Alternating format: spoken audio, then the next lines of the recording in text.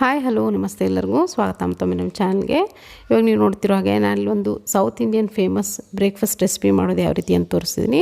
ತುಂಬಾ ಟೇಸ್ಟಿಯಾಗಿ ಹಾಗೆ ಈಸಿಯಾಗಿ ನೀವು ಮನೆಯಲ್ಲೇ ಮಾಡ್ಬೋದು. ಬನ್ನಿ ಹಾಗಿದ್ರೆ ಮಾಡೋದು ನೋಡೋಣ. ನಾನಿಲ್ಲಿ ಒಂದು ದೊಡ್ಡ ಪಾತ್ರೆಗೆ 1 kg ಆಗೋಷ್ಟು ಅಕ್ಕಿ ಹಿಟ್ಟನ್ನು ತೊಗೊಂಡಿದ್ದೀನಿ.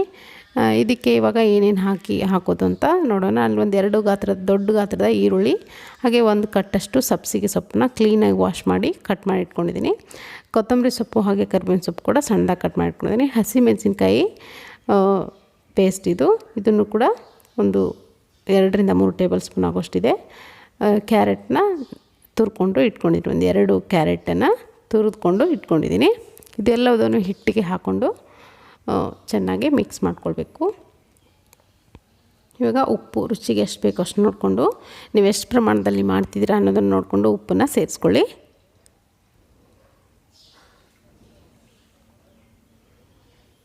ಇದನ್ನು ಇವಾಗ ಚೆನ್ನಾಗಿ ಕೈಯಿಂದ ಹಿಟ್ಟು ಜೊತೆ ಎಲ್ಲ ಹಾಕಿರುವಂಥ ಪದಾರ್ಥಗಳೇನಿದೆ ಮಿಕ್ಸ್ ಆಗಬೇಕು ಚೆನ್ನಾಗಿ.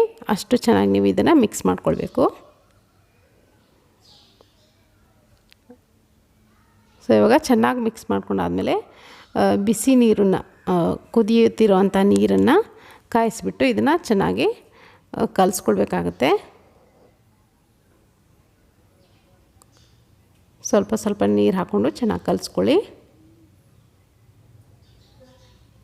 ಪೂರ್ತಿಯಾಗಿ ಬಿಸಿ ನೀರಲ್ಲೇ ಇದನ್ನು ಕಲಿಸ್ಕೊಳ್ಬೇಕು. ತಣ್ಣೀರನ್ನು ಯಾವುದೇ ಕಾರಣಕ್ಕೂ ಬಳಸಬೇಡಿ.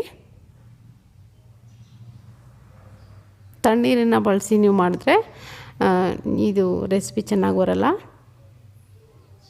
ಹಿಟ್ಟಿಗೆ ಎಷ್ಟು ಬೇಕೋ ಅಷ್ಟು ನೀರನ್ನು ಮೊದಲೇ ನೀವು ಚೆನ್ನಾಗಿ ಕಾಯಿಸ್ಕೊಂಡಿರಿ. ಕಾಯಿಸ್ಕೊಂಡು ಸ್ವಲ್ಪ ಸ್ವಲ್ಪನೇ ನೀರು ಹಾಕ್ಕೊಳ್ತಾ, ಬಿಸಿ ನೀರನ್ನು ಹಾಕ್ಕೊಳ್ತಾ ಕಲಿಸ್ಕೊಳ್ಬೇಕು.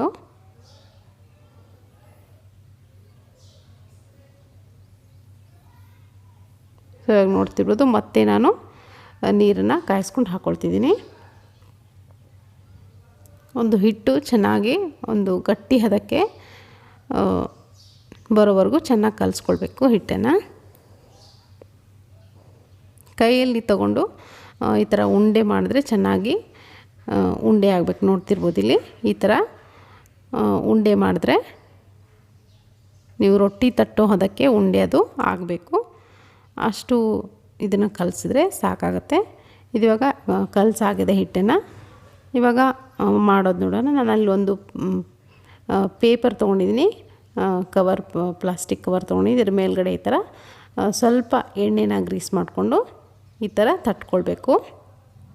ಎಷ್ಟು ಆಗುತ್ತೋ ಅಷ್ಟು ತೆಳುವಾಗಿ ತಟ್ಕೊಳ್ಳಿ. ಜಾಸ್ತಿ ಒತ್ತಿ ತಟ್ಟಬೇಡಿ, ಪೇಪರ್ಗೆ ಅಂಟ್ಕೊಳ್ಳುತ್ತೆ. ಪ್ಲಾಸ್ಟಿಕ್ ಪೇಪರ್ ಇದೆಯಲ್ಲ ಅದಕ್ಕೆ ಅಂಟ್ಕೊಳ್ಳುತ್ತೆ. ನೀರನ್ನು ಕೈಗೆ ಹಚ್ಕೊಂಡು ಈ ಥರ ಎಷ್ಟು ಬೇಕಿದ್ರೂ ನೀವು ತೆಳುವಾಗಿ ಮಾಡ್ಕೊಳ್ಬೋದು. ಇವಾಗ ನೋಡ್ತಿರೋದು ನಾನಿಲ್ಲಿ ಇಷ್ಟು ತೆಳುವಾಗಿ ಮಾಡಿಕೊಂಡು ತವೆ ಮೇಲೆ ಹಾಕ್ಕೊಳ್ತಿದ್ದೀನಿ. ತವೆ ಮೇಲೆ ಹಾಕಾದ್ಮೇಲೆ ಸ್ವಲ್ಪ ಎಣ್ಣೆನ ಹಾಕ್ಕೊಳ್ಬೋದು ನೀವು ಮೇಲ್ಗಡೆ, ಅಥವಾ ತುಪ್ಪ ಕೂಡ ಹಾಕ್ಕೊಳ್ಬೋದು. ಒಂದು ಬದಿ ಚೆನ್ನಾಗಿ ಫ್ರೈ ಆಗೋವರೆಗೂ ನೀವು ಯಾವುದೇ ಕಾರಣಕ್ಕೂ ತಿರುಗಿಸ್ಬೇಡಿ. ಇದನ್ನು ಮೀಡಿಯಮ್ ಹೈ ಫ್ಲೇಮಲ್ಲಿ ಇಟ್ಕೊಂಡೇ ಬೇಯಿಸ್ಕೊಳ್ಬೇಕಾಗತ್ತೆ. ನೋಡ್ತಿರ್ಬೋದು ಇಲ್ಲಿ ನಾನಿಲ್ಲಿ ತಿರುಗಿಸಿ ಹಾಕ್ಕೊಂಡಿದ್ದೀನಿ. ಈ ಥರ ಒಂದು ಕಡೆ ಚೆನ್ನಾಗಿ ಬೇಯೋವರೆಗೂ ಮತ್ತೊಂದು ಕಡೆ ತಿರುಗಿಸ್ಬೇಡಿ.